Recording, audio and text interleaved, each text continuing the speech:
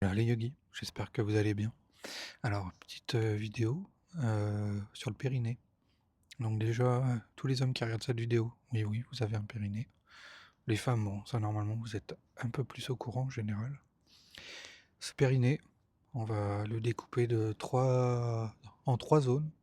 L'avant par rapport à l'urètre et uriné, et la partie génitale qui va être, on va dire, la partie centrale. Donc pour les dames avec le vagin, les hommes, c'est un petit peu la contraction de rétention d'éjaculation. Et pour, la partie arrière, donc la partie avec l'anus, pour, on va dire, les scales. Donc nous, ce que je veux vous dire aujourd'hui, c'est que parfois dans les cours de yoga, on vous dit de serrer le périnée, d'accord? Donc en général, en tout cas dans un cours de yoga, ce qu'on essaye d'avoir, c'est un serrage homogène devant, milieu, derrière. OK? L'idée, c'est d'en avoir conscience. Et dans ce serrage, il y a quelque chose d'important, c'est que si vous serrez trop fort, vous allez épuiser, on va dire, cet engagement, très vite. Et nous, l'idée, c'est que dans le yoga, on puisse le maintenir longtemps.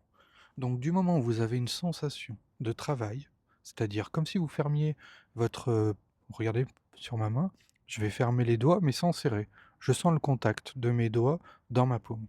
Et ben ça, c'est suffisant. Si vous serrez très fort, là, je vais serrer très fort, dans 30 secondes, 1 minute, 2 minutes, mon serrage va se défaire. Et le problème, c'est qu'il va se défaire et il va être épuisé, donc je n'arriverai plus à serrer.